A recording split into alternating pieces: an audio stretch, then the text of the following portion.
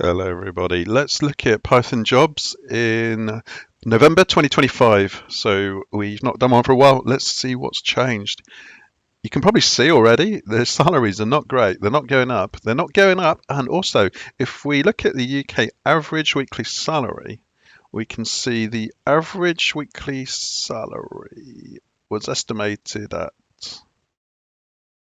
733 for total earnings and 684 for regular earnings September. This is the Office of National Statistics. So arguably this is the official number. We've all got opinions on whether that's true or not. Okay, but if we base it on 733, let's bring up the calculator. What is 733? 733 times 52. So £38,000 salary. And if you were to get the bottom end of this one, you'd be earning less than a national average salary. That's what we're looking at. It's not looking so good, is it? There's so obviously there's a lot of listings which are much higher. Now I've noticed this salary negotiable. Now that's just rubbish. I mean, if you wanted an excuse to just scroll past something, there's your excuse. Um, get rid of competitive. Right, Python software engineer. This looks interesting. What on earth is this? £100,000 for a Python software engineer? Laser communication system, software-defined networking. Wow. With technology acquired from Google, they're at the forefront of innovation, the satellite and airborne mesh networks, cislunar, and deep space communications. Wow, that's amazing. So, PyTorch, TensorFlow, PhD in computer science. Right, okay. I don't have that, so if you have, then good luck to you, because that's quite an interesting Python job. I'm not just going to look at Python, we'll look at some other languages as well, because the world doesn't solely revolve around Python. It's quite a good barometer, though, of what's out there. The other problem with these jobs, look, you're seeing the same job listed with basically every town and county in the UK. This is what makes job hunting such an absolute, I don't know, I can't say the word, but it's just absurd. The internet is badly broken, in my opinion. Um, and the sooner AI just automates it and does all the searching for you, and you don't have to waste your life sat scrolling through pointless adverts with clickbait titles, the better. The problem is, there's a lot of these roles. You'll see they'll be listed as quite often they'll be listed as remote or hybrid, but they'll list the same advert for each of the big cities in the UK. So you're like you just saw it was Oxford, Bristol, Manchester. And it's the same job. Don't put the same job 5 times. I saw it the first time. Django. Okay, I've kind of I've diversified into Rust, so I've not really paid much attention to Django recently. Yeah, not a single mention of AI, which is interesting. Now I've tried SQL Alchemy and these ORM things. Not really. I never really got to grips with them. I preferred doing it without, but senior backend Python developer, same one. So £40,000 AI.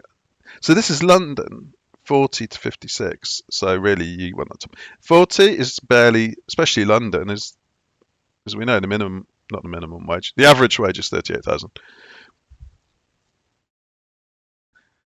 Renowned industry leader looking for a proven Python developer to join an established team based in the London Bridge area. This is a hybrid role with 3 days per week in the office. So you're going to have to commute and live within an hour of London. So higher house prices, up to 56,000 plus benefits, including training budget, pandas, polars, and web frameworks. AI ML space. I don't know about you, but I read someone somewhere the other day, and I kind of partially subscribe to it. Is if somebody says AI, then it's hype train. What's wrong with calling it ML? And I think there's something in that. I'm not going to get involved in any nitpicking. So this is Cheltenham, work from home, 50 to 80,000. Solid Python engineering skills, Kubernetes, solid machine learning skills, so machine learning as opposed to AI. R&D, Angular React would be useful. SC clearance, a plus but not essential. Hybrid, working 2 days a week in the office. I don't, yeah. This whole hybrid thing, I think there's a backstory to this, which was an erstwhile loathsome prime minister of this country wanted, uh, in inverted commas, bums on seats. The powers that be perceived it as good to have people standing at train stations drinking Costa coffee and buying sandwiches from, and buying petrol, which generates tax revenue. So um, you may disagree, but as an employer, if I could get somebody on a Zoom call 5 days a week and they were doing an amazing job, I really wouldn't insist that they have to live within. Effectively, you want to live. If you've got to go into the office 2 times a week, you really want to live within what, half an hour, 45 minutes travel. If you live an hour away, hours travel, that's twice a week, so that's 4 hours a week. It's 4 hours a week. That's half a day effectively. And if you were a contractor, well, that's what's half a day in contracting money? So 200, 300, half a day would be half of what, 500, 600. So effectively, that those 2 days a week could potentially be costing you 4 hours of working time, which could equate to £200 or £300 a week. So yeah, this whole hybrid thing is, I think, it's unnecessary, and it messes up these recruitment adverts. Contracts £700 to £800 a day. Wow, let's see what that's doing. Python backend engineer, AI ML components with backend data, compute infrastructure, end-to-end pipelines, FastAPI, Flask, Git, CI/CD, degree in compute. Can't even say it. Degree in computational, numerate, or life sciences discipline or equivalent experience required. Genomics, proteomics, React. So a lot of roles like you to be able to build some front ends, which is fair enough. The more the more I've built back end stuff, the more I realise it's good to be able to at least build some kind of demo front end, such that you know the full flow of what your code's doing, especially if you're using OAuth. You need to set up the callbacks and everything. A bit of front end or some moderate front end skills is quite useful. So yeah, there we go. So roles 45, 55, 45 to 50, 90. So um, AI. What are my observations? My observations are that if you sell yourself too cheaply, you'll get the average wage, which is you would think if you've got good Python skills, you want to be earning a significantly more than the average wage. No disrespect to everyone who earns average wage, but if you've put many, many years into a computer science degree, or just all your spare time building projects, watching YouTube videos, reading books, writing code, um, there are some, again, London, London, London. London really skews I think probably the best thing to do would be to put, let's go full time, and then we'll go work from home. And then that's the Cheltenham one we saw, 450 backend, Azure. A lot of roles now will specify Python plus a specific cloud platform. Often it's Azure, often it's AWS, often it's Google. I would say Azure and AWS are probably the more common ones. Quant developer, to be a quant developer. Gen AI engineer. See, yeah.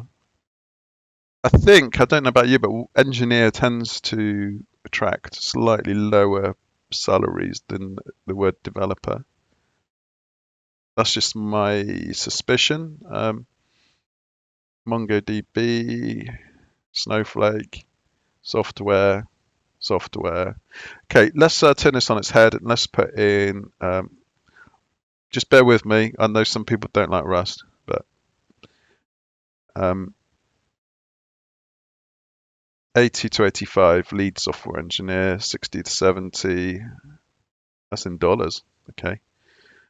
Senior software engineer, let's pick one that's not in dollars in a second and we'll actually look at it. So, Cardiff. Quarterly visits to the UK site, South Wales. Okay.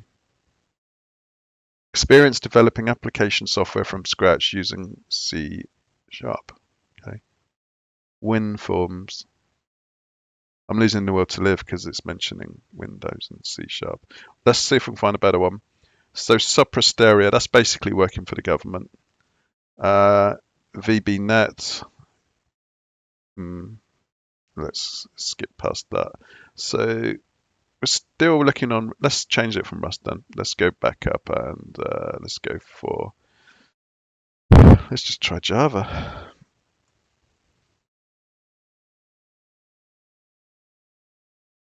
They're all in the same ballpark, really, aren't they? I think what you can get from this is it's the actual domain that you're in, which is going to be the thing which affects salary. London, finance, quant is going to really.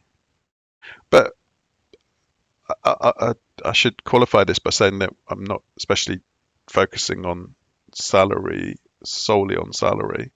It depends on what job you want based on location. So again, we've established that London, you earn more, but do you want to be traveling to London? Do you want to be writing back end stuff that let's go for here, software engineer in Wales for Iceland. So for those of you who don't know, Iceland is it's not a chain of supermarkets, it's like a chain of supermarkets that only have frozen products, clues in the ice. .NET, Vue.js. Okay. Competitive. I'm not obsessed with salary, but it just annoys me when you see no mention of the salary. You think, well, perhaps they're not showing it because it's not actually quite as good as they want you to inquire, and then they'll try and get you hooked, lure you in with some other talk. It's not very transparent. I think we all like transparency, or that's what we would all appreciate. Lead software engineer, Manchester. Weapons system. No, I'm not doing that. Right. Okay, that's it. That's a roundup of the jobs in November 2025. I think we've just seen that really. Let's just filter out the work from home ones again. Work from home. That really narrows it down to 487 full time for, and then we want. We'll go for any time in the past week. So that brings it down to 210, and we're looking at software developer, and then we get the same job but listed multiple times. So Henley on Thames. Okay, so they've shown work from home, they've shown a salary. Okay, so Node, TypeScript, Mongo, GraphQL APIs, Azure, 5 years full stack, up to 87, 1 day a week if you're local. Okay, that's nice. They say it's remote, but there's 1 day a week if you're local. Mid-level, Southwest England. TypeScript, React, AWS. Still get the feeling that AWS is slightly, in the UK, AWS is still probably the most dominant, followed by Azure, followed by maybe Google GCP. Software developer, UK, full-time, work from home. Just salary negotiable. Here we go. Mid-level, full stack, UK, API, ORM, Prisma, blah, blah, blah. They don't say the salary. Okay.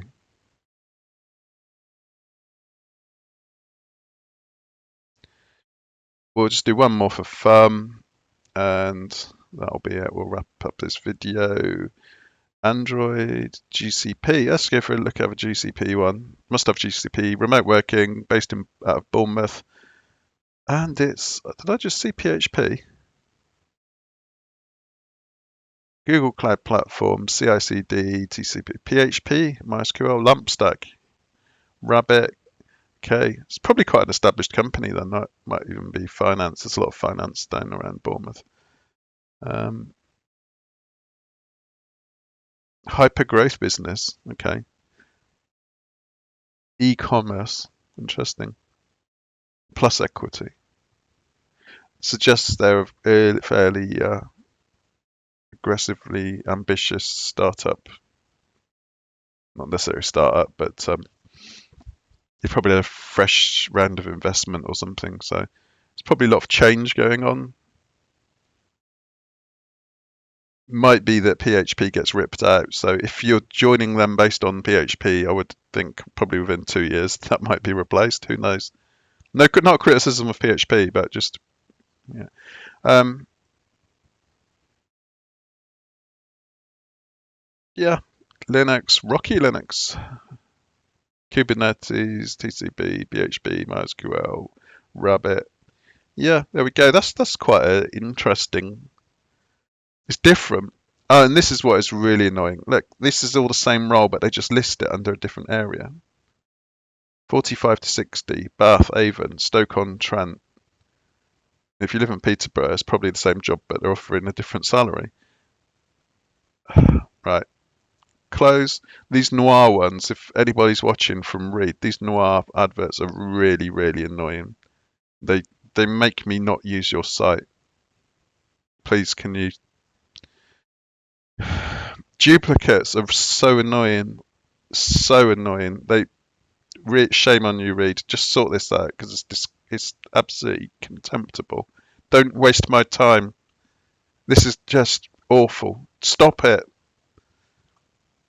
Just do not do this. It's abysmal. It's a dreadful, dreadful thing. Just look at it. It's absolutely idiotic. In fact, I'm so angry I'm going to wrap this video up. But yeah, thumbs up, subscribe, and I'll be in a better mood next time. Thanks for watching. Cheers.